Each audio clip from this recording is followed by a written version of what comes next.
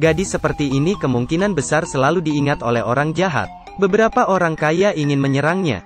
Tampilan itu seperti emoji ketiga di ponsel. Keduanya maju mendekati. Kata pria itu temannya ulang tahun. Secara khusus mengundangnya ke atas untuk merayakannya selama beberapa menit. Melihat Jesse tidak setuju, dua pemuda yang pintar ini berlutut dan memohon. Karena salah satu adalah teman sekelasnya. Jesse yang baik hati akhirnya setuju, masuk ke kamar mereka. Jelas tujuan beberapa orang ini tidak sederhana. Mereka dengan gilanya, terus memuji Jesse, agar dia cepat mabuk. Tetapi Jesse belum pernah berpacaran. Jadi dia sangat memperhatikan jarak dengan lelaki. Saat Jesse tidak memperhatikan pemuda jahat itu, memasukkan sesuatu ke dalam gelasnya. Setelah meminumnya Jesse merasa pusing. Dia berdiri dan berencana untuk pergi. Ketiga gangster akhirnya mengungkap sifat mereka. Dengan asal memegangnya, Jesse tidak mau. Para pemuda itu langsung mendorongnya ke kasur. Kemudian mereka bertiga bergiliran memperkosa Jesse. Dari sore hingga malam, seorang gadis murni begini dihancurkan oleh para pemuda ini. Saat pergi, pria itu memasukkan uang ke tas Jesse. Sebagai bayaran pemerkosaan. Tidak ada yang bisa menerima penghasilan seperti ini. Akhirnya dia membuang uang itu dan pulang ke rumah. Dan dia pun menangis. Mendengar tangisan Jesse, kakeknya langsung mendekatinya dengan cemas. Bertanya padanya apa yang terjadi. Ketika kakek melihat darah dan memar di kakinya, tidak perlu bertanya lagi apa yang terjadi pada cucunya. Kakek hanya bisa menenangkan Jesse dulu. Di saat ini hati sang kakek sudah sangat marah dan ingin balas dendam. Hal ini diketahui oleh kakek. Sebagai seorang veteran, dia mulai ingin membalas dendam. Dia mengambil kapak dan bersiap untuk membalas dendam. Malah ketemu tetangga polisi.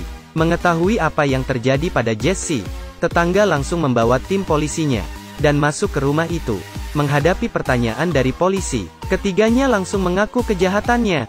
Ketika hendak membawa mereka ke kantor polisi, kepala polisi datang. Dia juga mengatakan bahwa dia akan menangani kasus ini, dikarenakan hubungan mereka adalah atasan dan bawahan. Tetangga polisi akhirnya mengikutinya.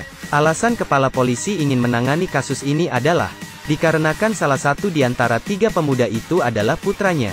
Sehingga, tiga pemuda brengsek itu hanya melewati proses di kantor polisi saja. Mengetahui bahwa mereka dibebaskan, Jesse menangis tiap hari.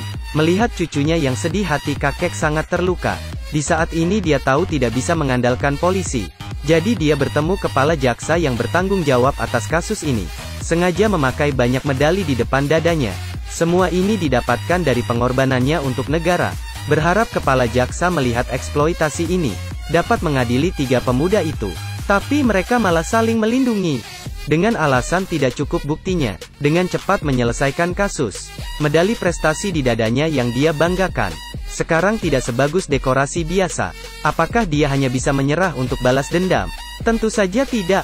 Dia menjual rumah tuanya, membeli sebuah alat balas dendam. Setelah menyelidiki kegiatan para pemuda itu, beberapa hari kemudian, si kakek berpura-pura melihat tetangga bermain catur di bawah.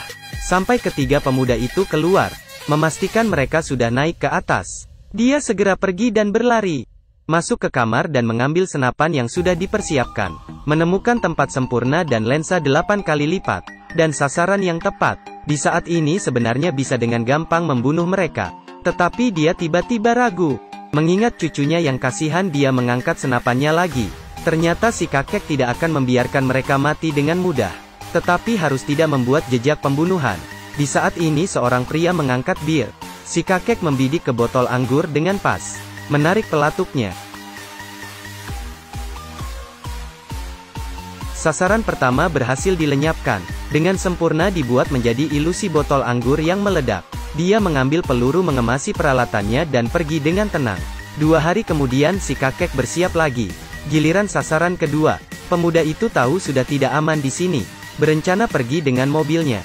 Si kakek membidik langsung ke tangki bensin mobil. Menarik pelatuk dan mobil pun meledak dan terbakar. Tubuh bagian bawah pemuda itu juga terbakar menjadi karbon hitam. Meskipun lelaki tua itu membuat ilusi bahwa mobil itu meledak, tetapi kedua pemuda itu sudah terluka parah. Dan mereka adalah gangster terkenal di kota. Kasus terjadi lagi di tempat yang sama. Ini pasti bukan kebetulan. Kepala polisi yang pintar langsung menyimpulkan bahwa pembunuhnya adalah si kakek. Jadi menyuruh putranya sembunyi dulu. Tetapi putranya yang brutal itu sudah ketakutan parah. Keesokan harinya kepala polisi langsung melakukan pemeriksaan terhadap si kakek. Dikarenakan bukti yang tidak cukup jadi kepala polisi hanya bisa memperingatinya. Tetapi dengan tenang kakek berkata, "Hal ini sudah terjadi, apa yang bisa kamu lakukan? Siapa yang berani mencari putranya, akan membuatnya hidup selamanya di penjara." Sangat jelas ini adalah ancaman.